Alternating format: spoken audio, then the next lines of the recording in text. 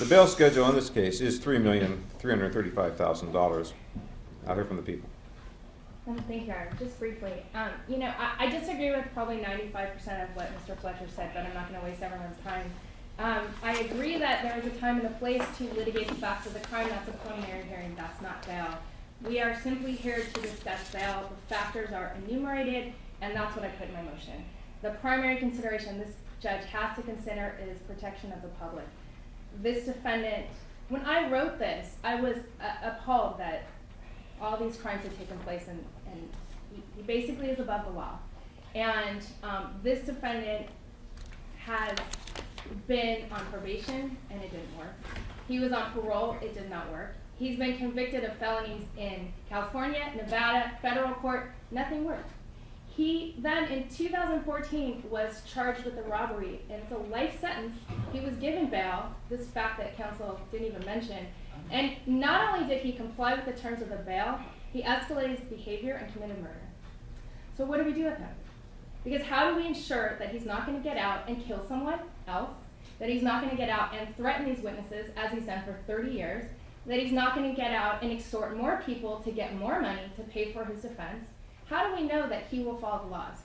If you look at his past behavior, which the court is mandated to do by the code, his past behavior has given us a very clear message. 30 years of past behavior. I will not follow the law. I do not care about human rights. I will be a woman. I will be a man. I don't care. I will do whatever I want. I will use a handgun. I will bring 8 to 9 people and beat someone in their own driveway, because that's the kind of person this is. So this court has to set bail high enough to make sure he'll follow the law. And to be honest, I don't think any bail is enough for him. But $25 million, if he can come up with that kind of bail, at least that may be financial incentive enough to stop this behavior. And if it isn't, so be it. But we have to do something. The code is clear. The protection of the public is the primary consideration. And I put this all in writing, so I'm not going to belabor the point, but based on that, that's why we're asking for the $25 million.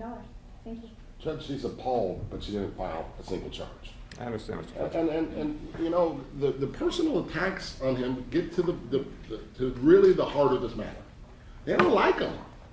They believe the hype. They believe that it's like Empire again. They believe that this guy's out here running all these criminal enterprises.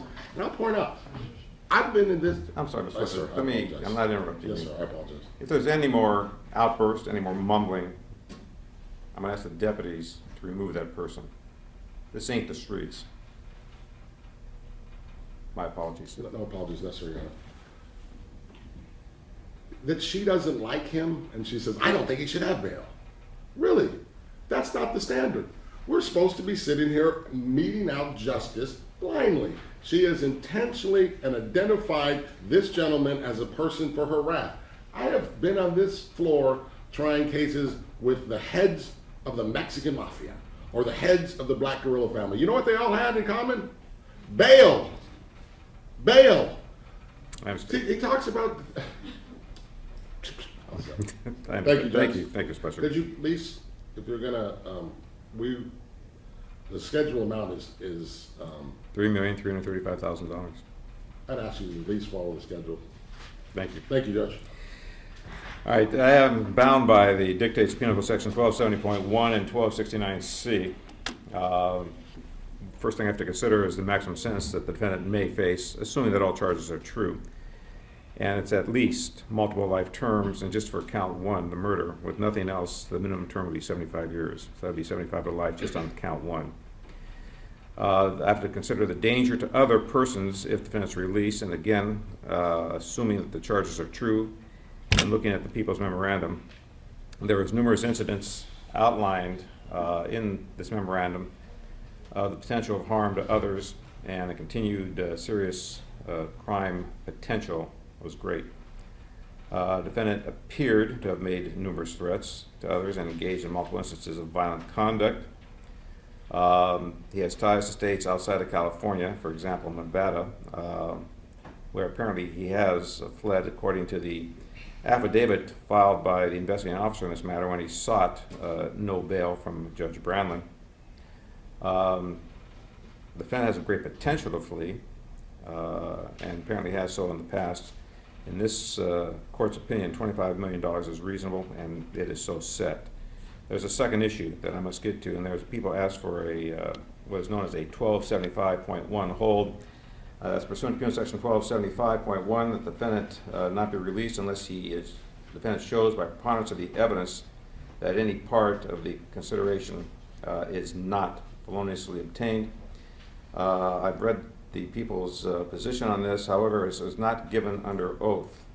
And at this time, if you're willing to back this up, I'm going to ask that you be placed under oath. Ms. Barnes, place the attorney under oath, please. Do you want me to stand or raise it? It's up to the clerk.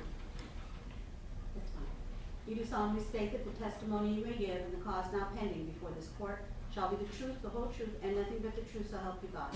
I do, thank you. Please state your name. Cynthia Barnes. Ms. Barnes, I've read this memorandum to the best of your knowledge under penalty of perjury. Are you agreeing that this is true and correct? Yes. Very well. May I cross-examine her, Your Honor? You may cross-examine within the scope of what I stated. Oh, thank you, Judge. No, thank you. Thank you. I do find good cause pursuant to Penal Section 1275.1 that the defendant is not to be released unless he shows by preponderance of the evidence that no part of any consideration for the bail was feloniously obtained. This matter is here as day 0 of 30 for preliminary hearing. Your Honor, may I ask for clarification? When Mr. Knight bails out with a bonded bails person, would that be sufficient? The consideration that is set up for the bond must be shown to be not feloniously obtained. I understand that, but Mr. Knight, I apologize. It's okay, sir. We're informal here. If you want to sit, sit. It's up to you. It doesn't matter. I'm up now. Those orders always give me concern because literally if I choose to go sign a bail for my client, then the people's argument would be it was feloniously obtained because they're arguing that anyone associated with Mr. Knight, it would be felonious. They've made these allegations again, and I understand the court previous ruling, and I guess he's John Gotti.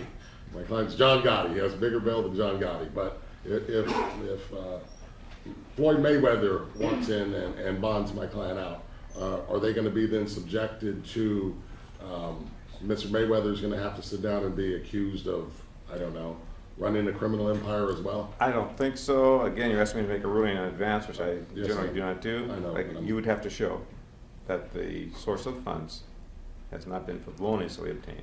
That's all I can say. And so what they're saying is that regardless, anyone who bails him out will be subjected to investigation by the district attorney's office and the sheriff's department with something that's never done to anybody else. I don't know if that's what they're saying. Okay, Your Honor. What's Thank you. good? It's 0:30 for preliminary hearing.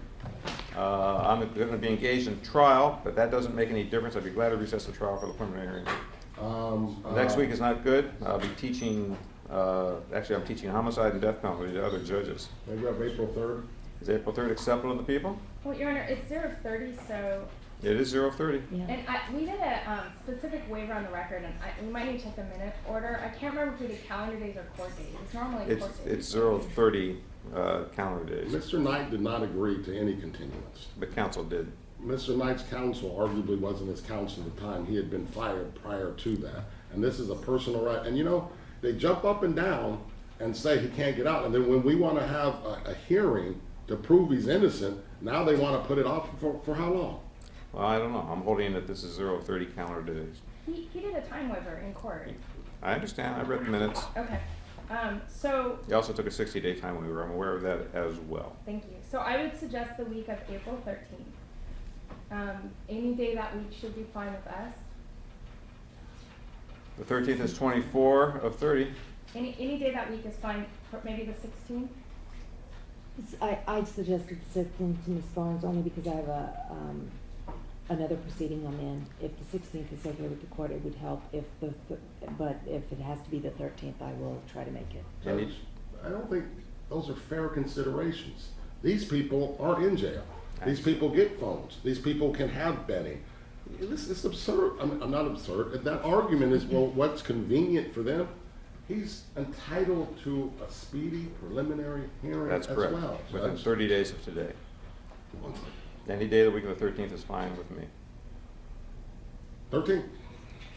All right, the matter is set for preliminary hearing.